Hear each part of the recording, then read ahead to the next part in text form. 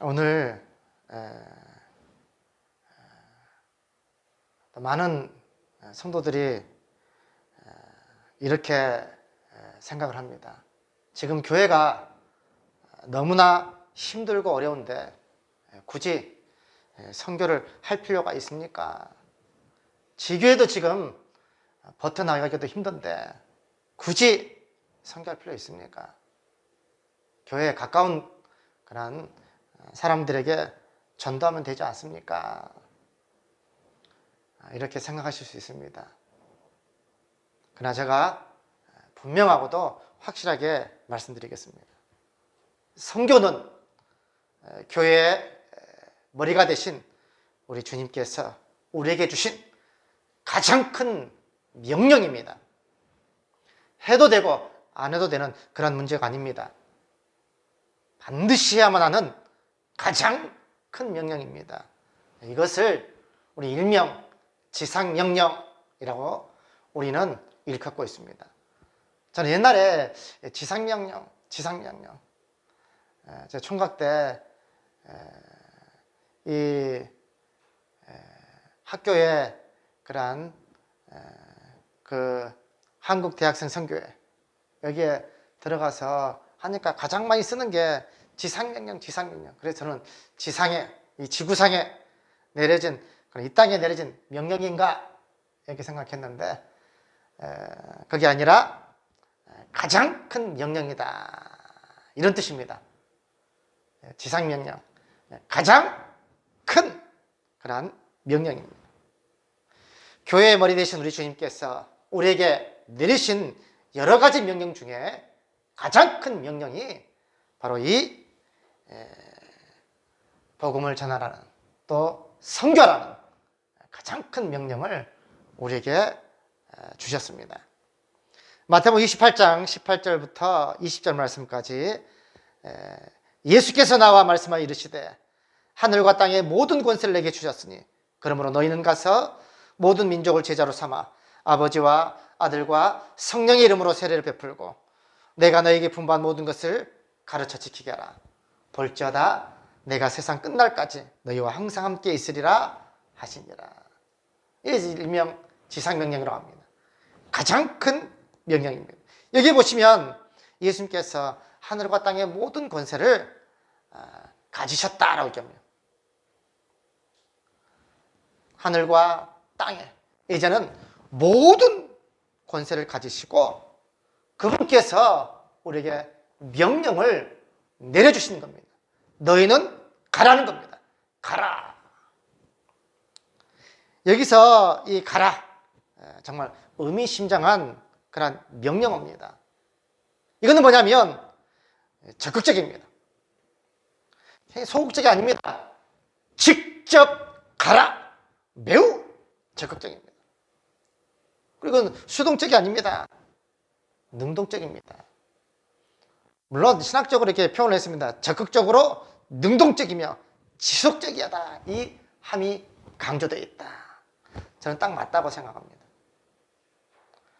주님께서 우리에게 내리신 이 명령은 정말 적극적입니다.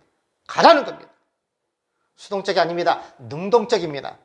그리고 이것은 지속적이어야만 합니다. 지금 한국교회가 많이 어렵습니다. 정말 많이 어렵습니다. 예전에 비하면 선교에 대한 그 열정들이 많이 식어져 버렸습니다. 정말 안타깝습니다. 그러나 주님의 명령은 여전히 똑같습니다. 지속적으로 계속해야 됨을 우리에게 말씀해 주고 있습니다.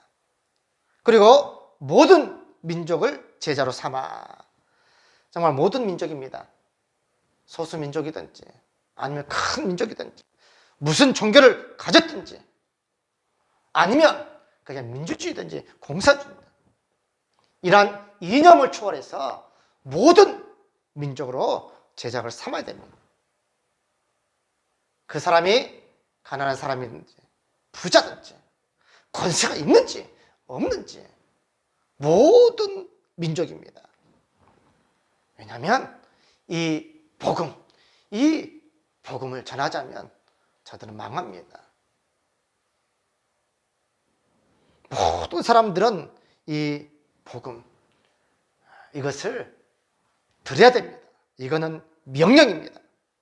하나님께서 베푸신 그 십자가의 사랑, 또 주님께서 모든 피를 쏟으신 그 십자가의 은혜, 모든 사람들에게 이 복음을 전해야만 합니다.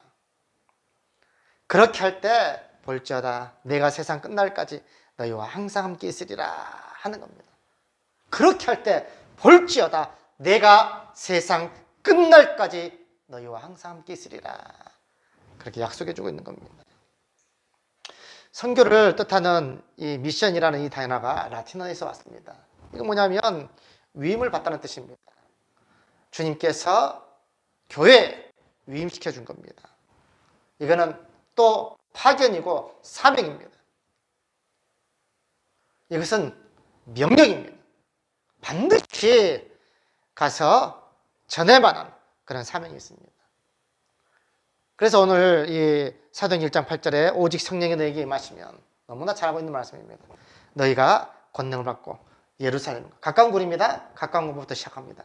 예루살렘과 온 유대와 사마리아와 땅 끝까지 이르러 내 증인이 되리라. 이 선교의 사명을 우리는 부여받았습니다. 그래서 이와 같이 선교는 우리 주님께서 우리에게 내리신 여러 가지 명령 가운데 가장 큰 명령이므로 반드시 받들어 순종해야만 합니다. 그래서 바울은 이렇게 고백합니다. 내가 복음을 전하지 않으면 내게 화로다. 내가 이 복음을, 이 귀중한 막중한 이 사명, 가장 큰 명령, 이 복음을 전하지 않으면 나는 망한다, 화로다 고백하는 겁니다. 그래서 반드시 선교해야 됩니다. 주님의 가장 큰 명령이기 때문입니다. 두 번째, 왜 선교해야 되냐면 우리가 빚을 졌습니다. 오늘 복음의 빚진 자들입니다. 우리가 많은 선교사님들로부터 정말 그러한 복음의 빚을 졌습니다. 사도 바울도 오늘 본문의 말씀에 헬라인이나 야만인이나 또 지혜 있는 자나 어리석은 자에게 다 내가 빚진 자다. 왜냐하면 그들 때문에 이 이방인의 복음을 증거하기 위해서 사도로 주님께서 부르신 겁니다. 그러니까 이방인들 때문에 자신이 사도로 그런 부름을 받았다는 겁니다. 그래서 그는 그들에게 복음의 빚진 자라. 이방인이 없었다면 자기는 부르심을 받지 못했다는 거죠. 이방인들 때문에 자기가 이러한 이방인의 사도로 복음을 전하는 자로 부르심을 받았다. 그래서 그들 모두에게 자기는 복음의 빚진 자다 고백하는 겁니다. 우리는 바보보다 더하죠, 실은요. 우리는요. 많은 선교사님들의 그러한 헌신, 순교, 그들의 그러한 순교의 재물 때문에 우리도 지금까지 이렇게 예배 드리는 겁니다. 사도 바울은 그래서 이렇게 얘기합니다. 형제들, 우리가 빚진 자로되 육신에게 져서 육신대로 살 것이 아니라 복음을 위해서 살라는 거예요. 복음을 위해서. 우리가 다 빚진 자로다 하는 겁니다. 그래서 저는 오늘 우리 선교사님들 우리에게 했던 것을 다 할 수 너무나 많은 선교사님들이요. 저는 두 분만 소개하려고 합니다. 정말 조선시대에 우리나라에 선교사님을 오셨던 그분들이 얼마나 똑똑하고 우수했는지 몰라요. 정말 대단한 분들입니다. 우리나라에 선교사를 오신 분들이 약 3,000명 가까이 됩니다. 거의 3,000명이 육박합니다. 2,956명이니까 거의 3,000명입니다. 그 많은 선교사를 가운데 얼마나 똑똑하시고 능력 있는 그런 분들이 있는지 모릅니다. 어떤 분들은 천재라는 소리를 듣습니다. 그 대학교에서 천재라는 소리를 들었습니다. 언어의 천재. 특히 한국어가 어렵지 않습니까? 한국어가 어려운데 그것을 한 달 만에 마스터, 한 달 만에. 이게 가능합니까? 그래서 한국어로 말씀을 전합니다. 설교를 한국어로 합니다. 참 대단한 분들입니다. 정말 그런 학교를 세우고 병원을 세우고 얼마나 많은 헌신과 섬김이 있었는지 모릅니다. 근데 안타깝게도 많은 분들이 풍토병으로 또 사고로 또 순교로 많은 분들이 돌아가셨습니다. 그 중에 오늘 저는 이 두 분만 소개하려고 합니다. 양화진에 그게 외국인 선교사 그러한 무덤이 있는데 그곳에 헐버트 선교사가 이렇게 기록되어 있습니다. 나는 웨스트민스터 사원에 묻히기보다 한국에 묻히기를 원하노라. 자, 그분이 어떤 일을 역할을 했냐면 제가 찾아보니까 주로 문서 선교를 했습니다.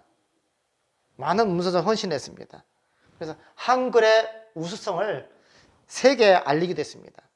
그 독립신문 창간의 주역입니다. 그리고 우리나라의 독립을 위해서 정말 많은 노력을 기울였습니다. 1905년 10월 을사조약이 체결하기 전에 고종 황제의 밀서로 루즈벨트 미국 대통령 가서 만나서 와라. 물론 외교적인 도움을 호소했지만 거부당합니다. 처음에. 그리고 1907년 고종 황제에게 그가 요구합니다. 헤이그에 밀사를 보내십시다. 그래서 거기에 만국 평화 회의를 할 것인데 그때 밀사를 보내서 우리의 상황을 알립시다. 해가지고 그곳에 보냈던 사람이 이준, 이상설, 위이종 이 세 사람이 밀사로 그곳에 파견됩니다. 네, 독립을 위해서 우리나라 독립을 위해서 얼마큼 많이 헌신했는지 모릅니다. 그리고 이 헐버트 선교사도 유럽 언론들을 찾아다니면서 인터뷰를 하고 한국 독립의 정당성을 찾아다니면서 호소했습니다. 1909년 일제에 의해서 강제로 물러나게 된 고종 황제죠. 마지막 그 특명을 받는데 그게 뭐냐면 독일 은행에 예치된 비자금을 찾아달라는 겁니다. 이것이 내 소원이요. 이것은 고종 황제의 개인 명의로 예치된 얼마냐면 현금이 보니까 24만 2,500엔 일본 돈으로 돼 있더라고요. 24만 2,500엔 이거 얼마나 되는가 보니까 수치로 그 당시에 나라 전체 세금의 15%에 달하는 그러한 고액이었다고 합니다. 이것을 후일에 독립운동 자금으로 쓰려고 그렇게 예치됐는데 결국 찾지 못합니다. 결국에는 일본이 다 찾아가서 결국에는 찾지 못하고 나중에도 계속해서 이것을 찾으려고 빼앗긴 거잖아요. 찾으려고 막 노력했습니다. 근데 마지막에 이렇게 기록되어 있습니다. 한국인보다 한국을 더 사랑했고 자신의 조국보다 한국을 위해 더 헌신했던 헐버트 박사 이곳에 잠들다. 정말로 이러한 헌신, 이러한 선교사님들이 많이 있었습니다. 저는 마지막 여자 선교사님을 이렇게 소개하고 마치려고 합니다. 이 루비 캔드릭 선교사. 이분은 여자분입니다. 여자 선교사인데 26세 나이로 순교합니다. 저는 이 마지막 그 편지가 실제 이렇게 기록된 것을 보았습니다. 제가 이것을 읽어드리겠습니다.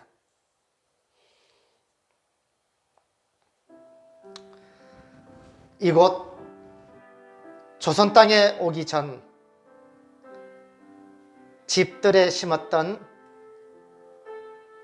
꽃들이 활짝 피어났다는 소식을 들었을 때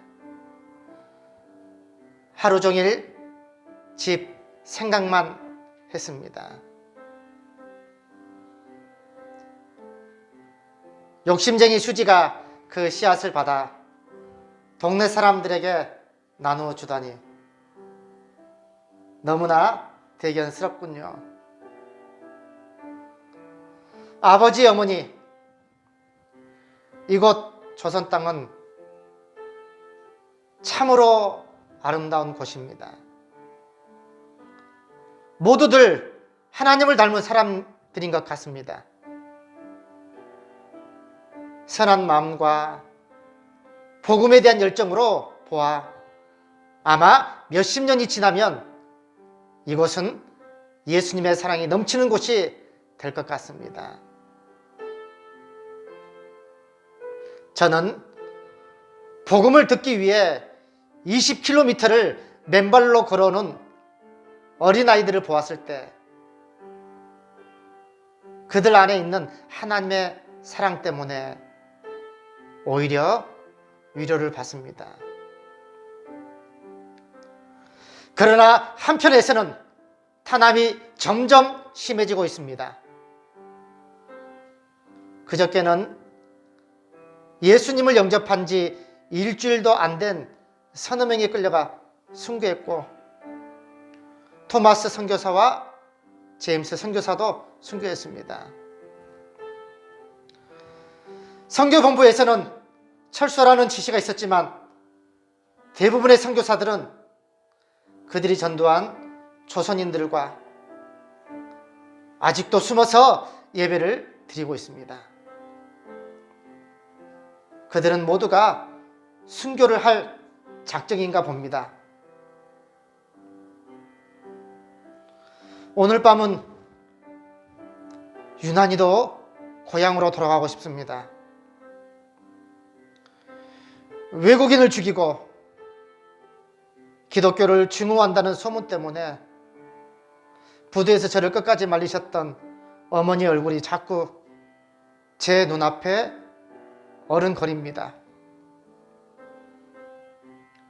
아버지, 어머니, 어쩌면 이 편지가 마지막일 수도 있습니다. 제가 이곳에 오기 전 뒷뜰에 심었던 한 알의 씨앗이 이제 내년이면 온 동네가 꽃으로 가득하겠죠. 그리고 또 다른 씨앗을 만들어 조선 땅에는 많은 꽃들이 피고 그들도 여러 나라에서 씨앗이 될 것입니다. 아버지, 어머니, 저는 이 땅에 저의 심장을 묻겠습니다. 바로 이것은 제가 조선을 향해 가지는 열정이 아니라 하나님께서 조선을 향해 가신 열정이라는 것을 알게 되었습니다. 어머니, 아버지 사랑합니다. 이렇게 편지가 끝이 납니다. 결국 이게 이 편지가 마지막 편지가 되고 26세 나이로 순교하게 됩니다. 이 소식이 미국에 있는 그의 교회에 전해지자 실제로 눈물바다를 일었다고 합니다. 그 이후에 이 소식이 다른 교회에 전해져 가지고 그녀의 희생을 들은 많은 젊은이들이 이 낯선 땅, 이 조선을 위해서 많이 선교사로 오게 되고 헌신하게 되었다고 합니다.